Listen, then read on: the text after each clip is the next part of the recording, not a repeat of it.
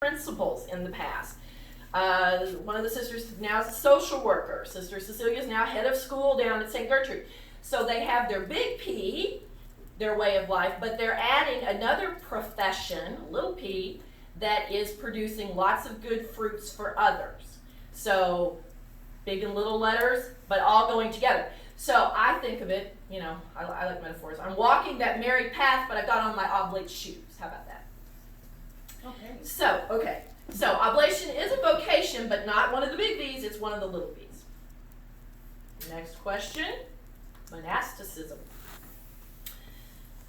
Had to look around for some of these. So especially, where's the things I like? Subject to a rule, yeah.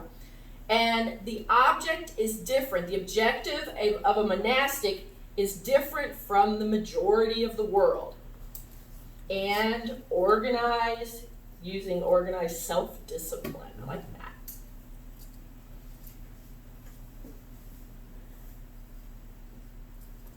So is an oblate a monastic? Do we live in a monastery? No. Are our hearts and minds in the monastery? I would say definitely yes. We're becoming people of this place. Now our oblate clause, insofar as our state and life permits, well, if you're married, your state and life doesn't permit you to live here, and single people don't live here. But it does allow us to base our hearts here and to take those other parts of monasticism, our objective being different from the majority, and the organized self-discipline. We're all taking big chunks of that from the sister's life insofar as our states in life permit.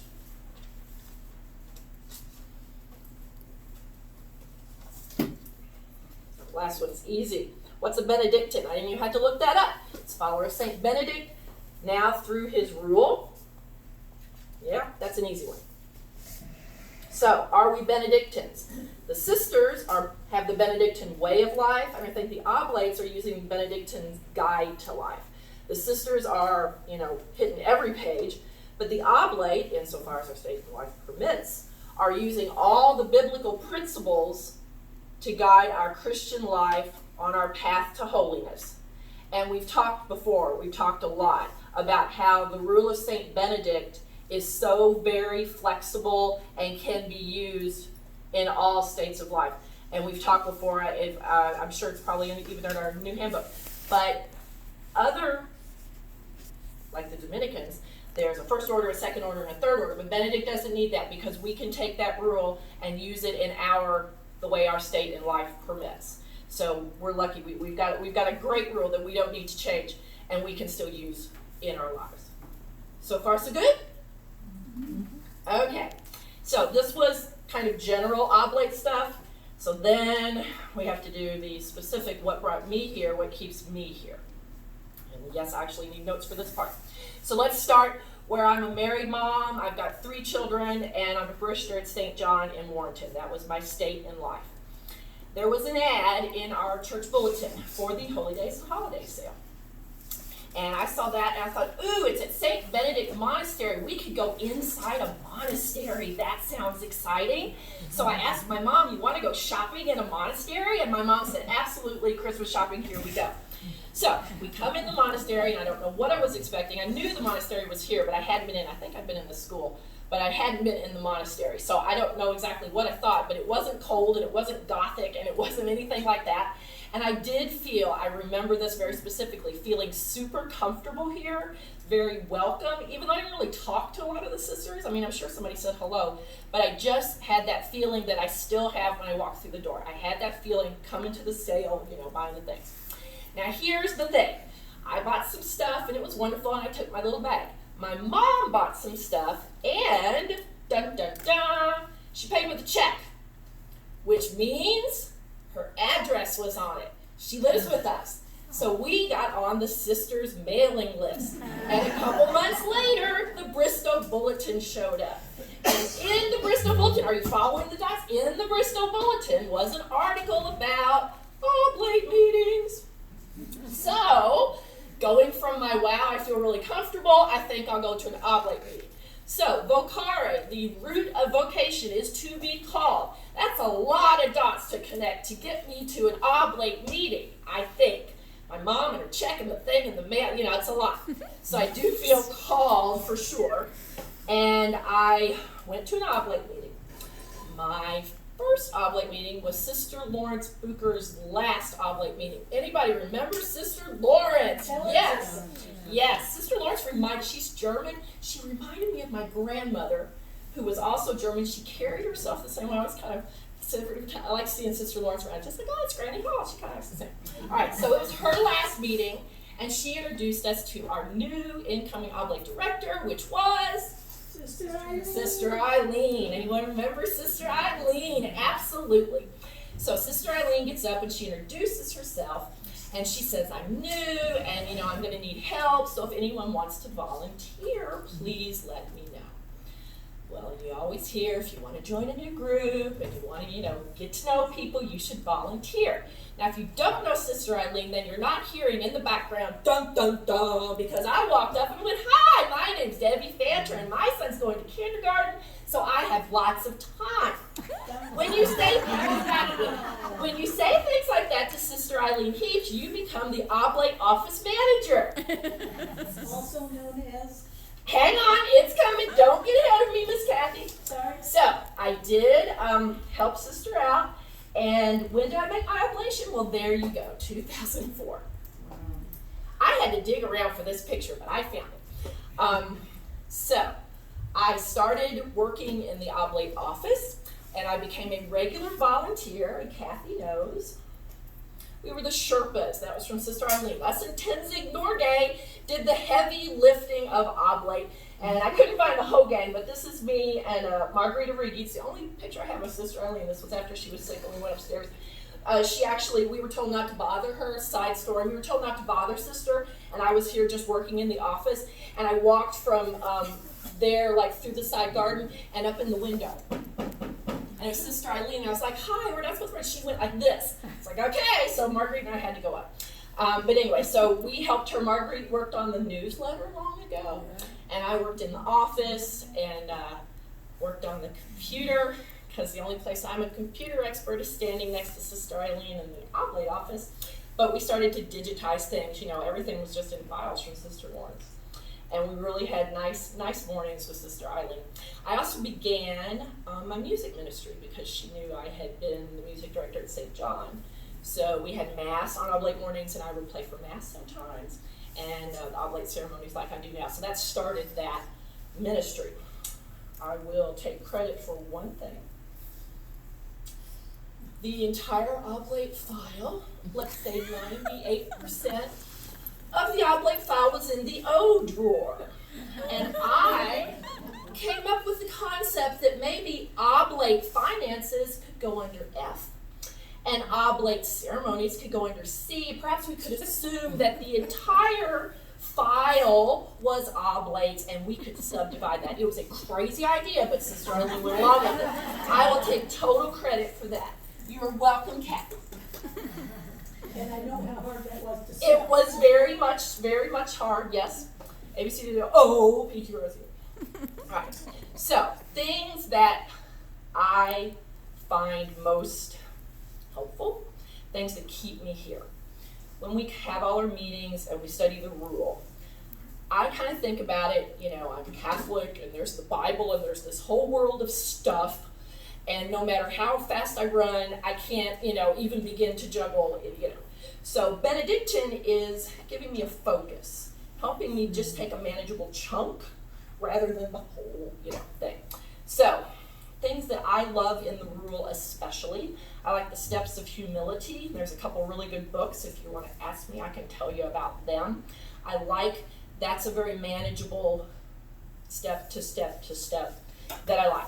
I like the Benedictine concept of enoughness that I've learned from the sisters. We don't need to have 17 of those. We could get by perfectly well with 1 or 2.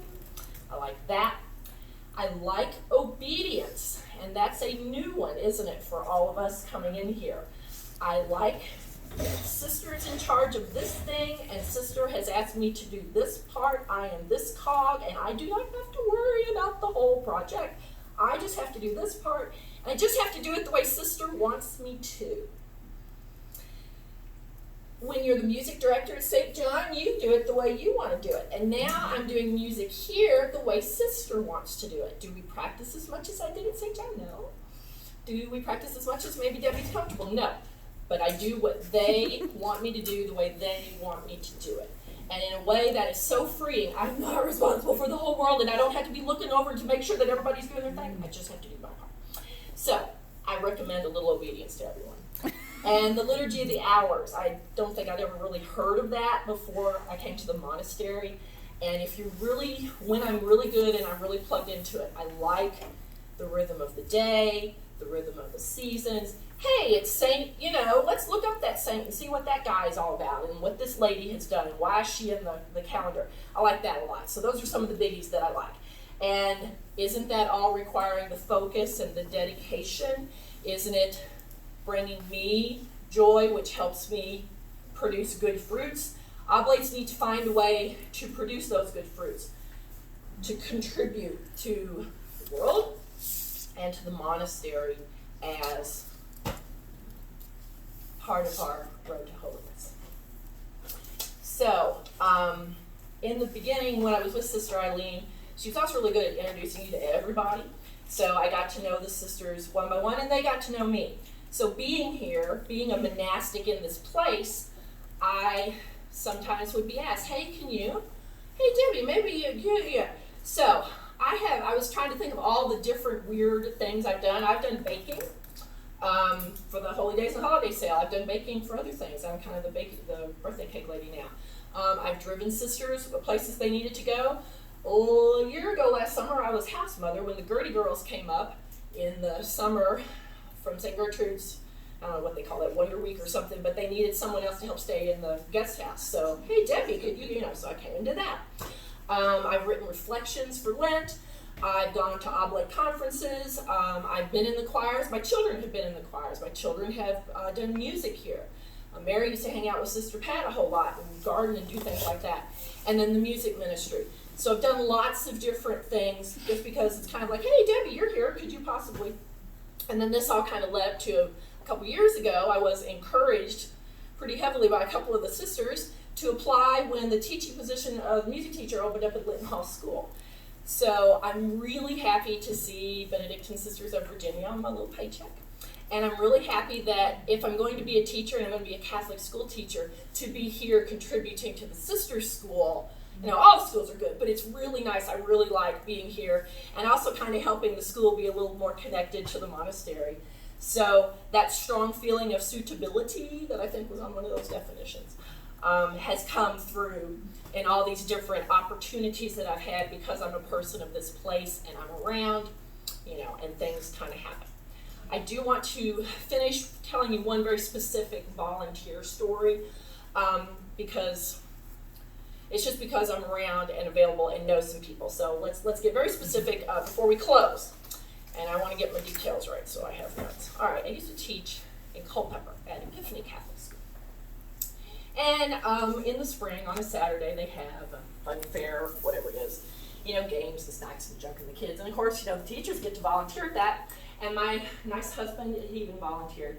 So I'm up there, we're working whatever beanbag goofy game we're doing, and my phone rings. And it was my mom, which is weird because she knew, I'm beanbagging up here.